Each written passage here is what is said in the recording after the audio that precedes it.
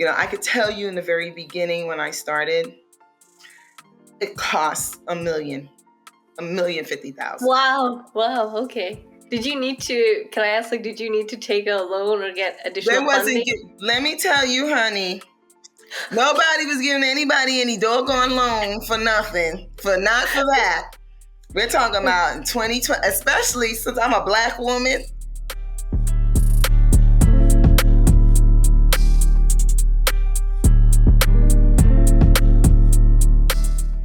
Today we're talking to Vanessa Braxton, who's the first female African-American Master Distiller in the United States.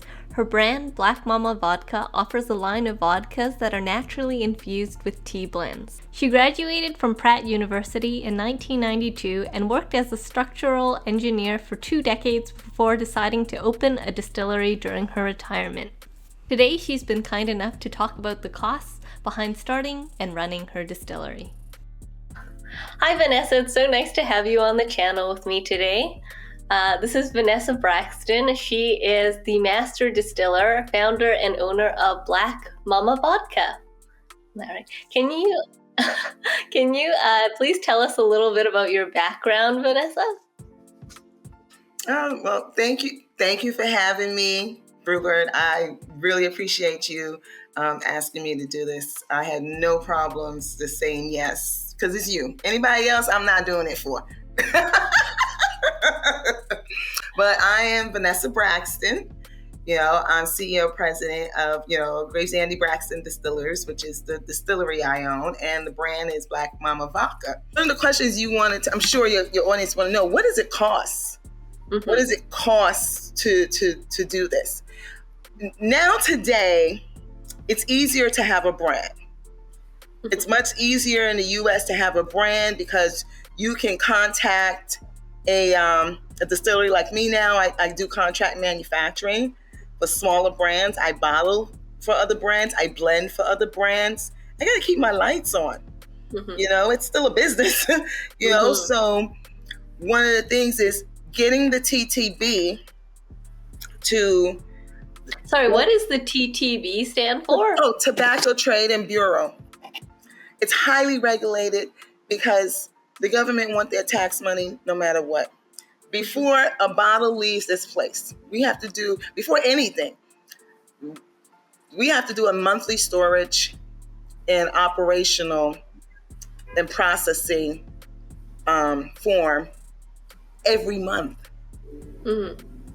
Every single month.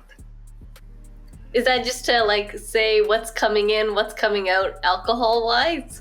Yes, because you got to pay your taxes per proof, per 100, per gallon proof. They just recently reduced our excise tax. The federal excise tax was just reduced, and I think it permanently passed for us. So those of us that are craft distillers, we can distill up to 100,000 proof gallons, and we'll pay a reduced excise tax rate, mm-hmm. Which is like $2.14, mm-hmm. Per 9-liter case, which mm-hmm. is, so that's really inexpensive because before we were paying the same $13 as the big boys, $13.84, mm-hmm. but we're not putting out that much. Mm-hmm. You got the big companies like Grey Goose and all those big companies. They're doing, 1 million gallons. We're not even doing that. Once you hit over 750,000 proof gallons, you're no longer really in as far as TTB concerned, a craft. Mm-hmm. That's with the big boys. But when the taxes hit, once you go over 100,000 proof gallons, then you're going to bump up to the next. And how you do the calculations, just think about it. For 100,000 9-liter, that's about 600,000 750 mils bottles. Mm-hmm. When you think about it, 50,000 cases. Mm-hmm. So that's still a lot of money. for craft, right? Yeah. That's and that's in a year. That's not like a lifetime. A lot of us don't hit that capacity with your own brand. I could tell you in the very beginning when I started, it costs $1,050,000. Wow. Okay. Can I ask, did you need to take a loan or get additional funding? Let me tell you, honey, nobody was giving anybody any doggone loan for nothing, not for that. We're talking about in 2020, especially since I'm a Black woman. No, and the industry is so saturated. They weren't a lot of crafts back then. Just even coming out with your brand, you still had to, team up with another distillery when you first come out. That's when you're just learning about the industry. And it is just a huge undertaking. Just to have a brand, you still got to be licensed. You still got to have a wholesale license. You still got to have an import license, just at that portion. And then to have the distillery, you got to be distilled, warehouse, storage. You got to have all of that. TTB, you hire a lawyer. There's plenty of lawyers out there that specialize in that. But you can go on and do your own licensing at ttb.gov. And you can do that, and it's free. It's free in the U.S. The cost is your state. That's the cost. So even though I spent $1,050,000 with getting the brand out, marketing, bottles, equipment, buying equipment, bottling equipment, getting all this other stuff at, a place that I was using their distillery because we had a DBA, it's fine. But then after a while, you get tired of that. I will say in my first year, you're never going to make any money in the first 5 years. I try to be honest with you. You're not making any money. You're not making any profit because of the simple fact that you're always putting money back in. But I can say that I did make a profit my first year. I made $76 profit. Wow. But that was my $76, okay? So that tells you in the very beginning how much of a large investment that you would have to make in the U.S. I don't know how it is anyplace else, but if it's something that you're going to do, you're going to have to do it for the long haul. But that was back then. Now, I think it's a lot easier now because now we have a lot of Black and Latino owned brands, and women-owned brands that are coming out, whereas they don't have to own the distillery. They can just contact mine or contact another distillery to have it contract manufacturing, which is good and bad, because then you're not really in control of the entire chain supply. You know what I mean? I'm in control of my entire chain supply from the beginning to the end.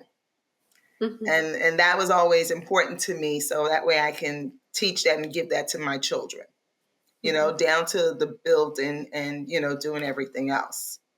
But in the U.S., it is quite expensive, if you're going to invest in building a distillery.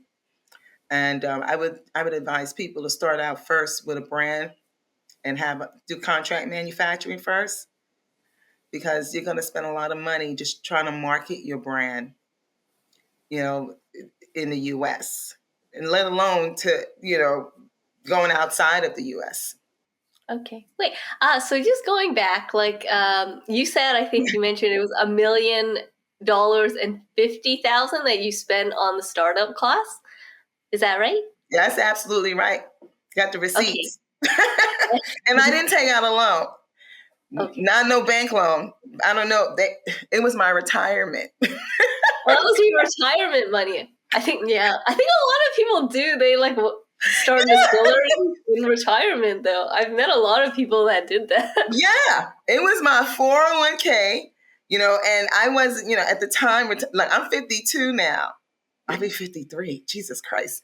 So I retired. I worked for the government and I retired 12 years ago when I was 40, just before my 40th birthday. I had already put in 20 years with the government, New York State, MTA here in New York City.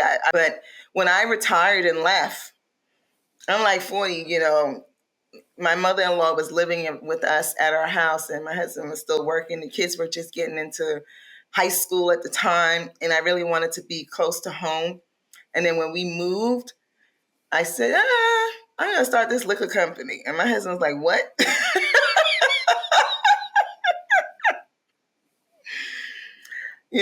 So I said, I want to have something that's, for the kids or in the future. I can't just live in California and live on this West Coast and do nothing. So I'm going to take my retirement money. I had to pay. That's the other thing. If you take your retirement money out early before its age, you got to pay the taxes. You pay a huge penalty to the IRS. Mm-hmm. I didn't care. It's my money. I just paid it. And then, you realize real fast that, what I'm losing? I'm going through money really fast because of all the different things that's coming up. Unexpected, unexpected when you're thinking about it. Insurance. Nobody thinks about insurance. You got to have not just general insurance, but you also got to have product liability insurance. People don't think about that. And then you got to have umbrella insurance. Yeah. Is that like if someone sues you for getting sick? Well, like because of your product? Drunk, just anything that to deal with your product.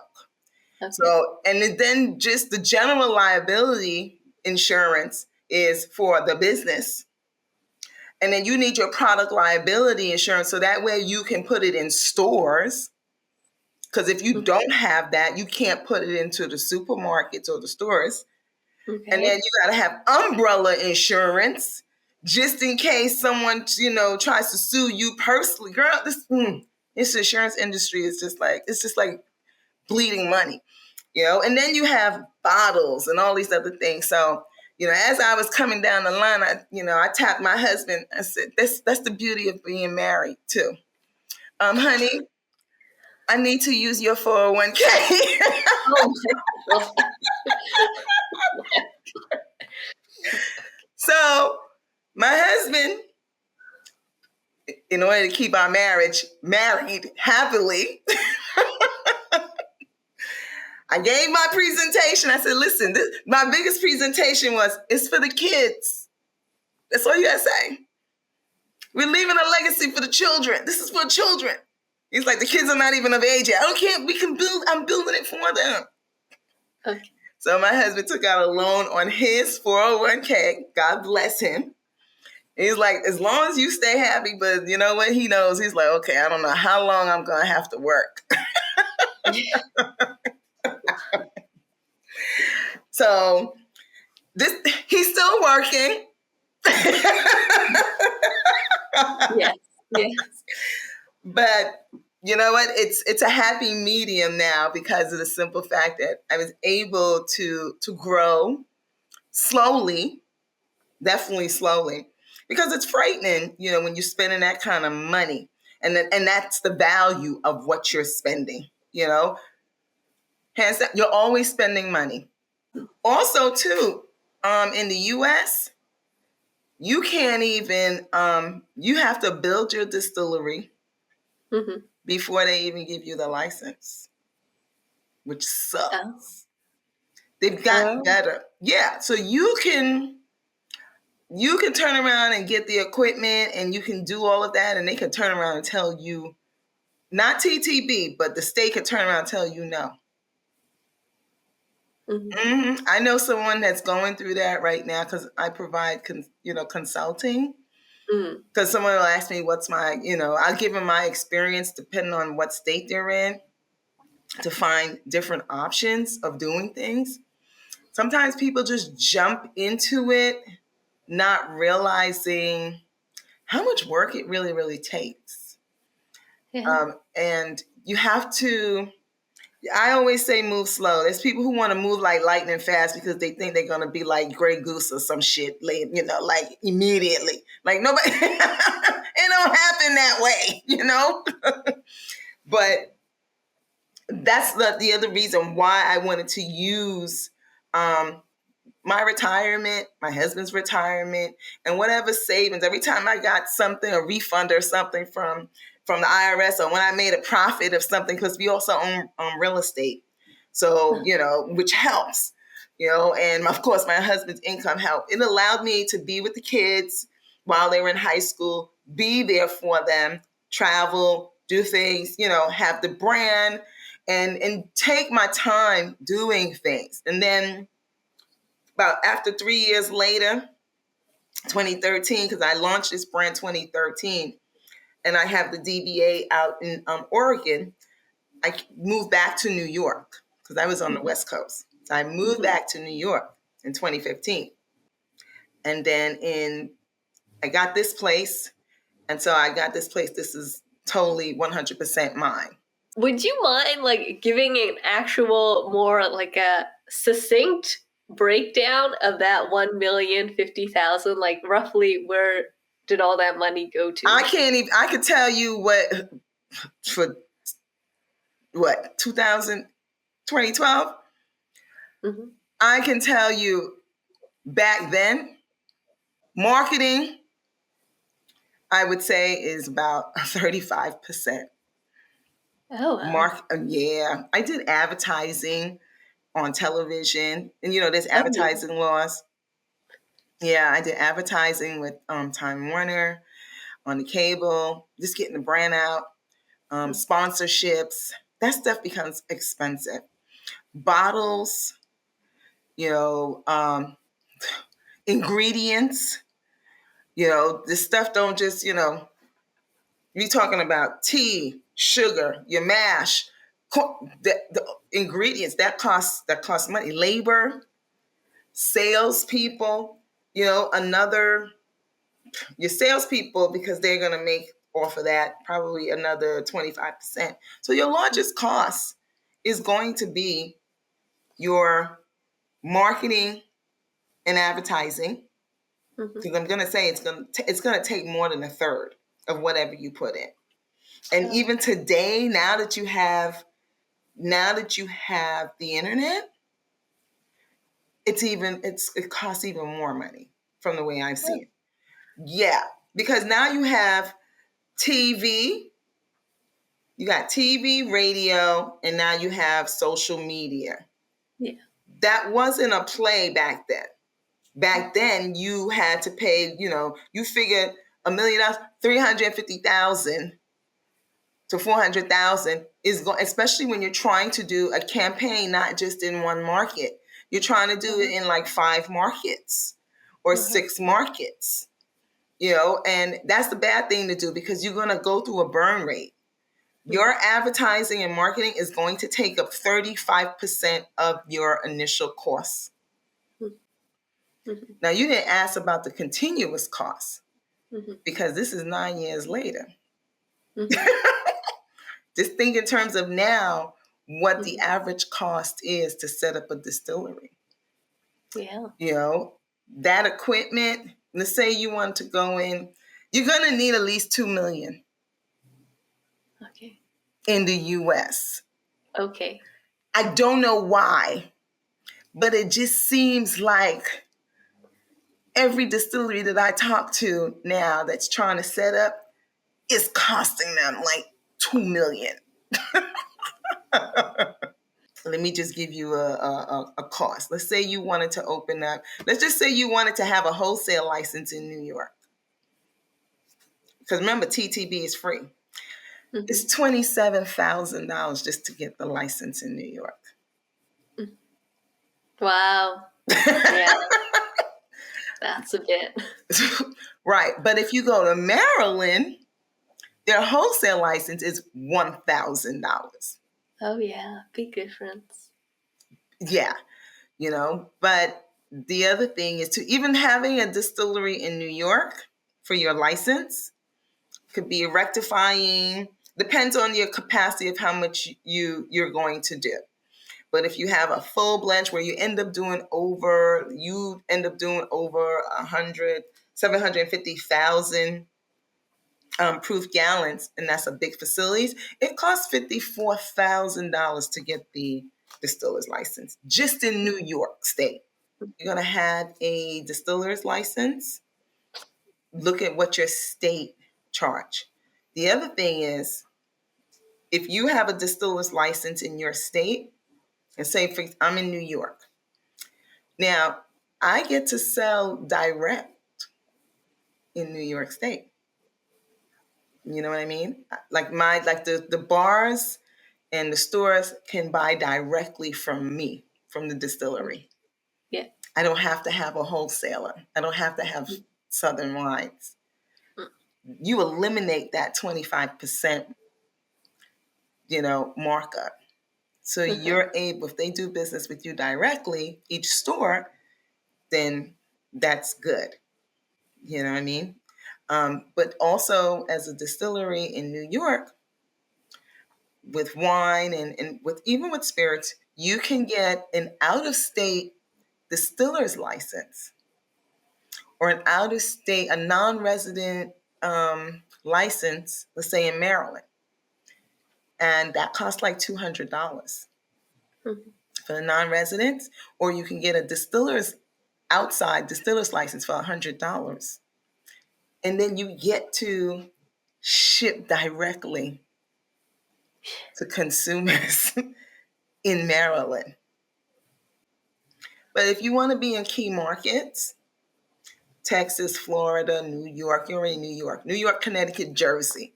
Those are neighboring states for a New Yorker, so that's not hard. But let's say you wanted to be in California, Arizona, Las Vegas.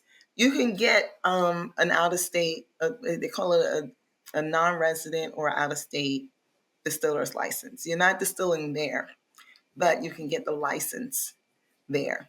And then you can hire a wholesaler, but they'll allow you to ship directly. There's so many things that you can do when you're a licensed distiller in the U.S. It's not just your brand. I think a lot of time people focus just on their brand and don't diversify. You know how we talk about diversity in the workplace, or how you have to diversify your portfolio? Yep. You got to diversify with your business because I can't compete with the Smirnoff. I can't. Who's going to compete with those big companies? Right? You're gonna lose your shirt. You're gonna lose your skirt. And your panties is gonna be in a bunch. So nobody wants to. You can't compete. So you find niches. And you reduce your costs. We're down to the last bit of questions, I guess. Yes. Well. Okay, let's do this. You asked me about, as the first Black woman, have I experienced any racism? Yes. Number 9. Yes, number 9. As the first Black woman to open a distillery in the U.S., have you experienced any racism or gender discrimination in your journey as a distiller? Of course not.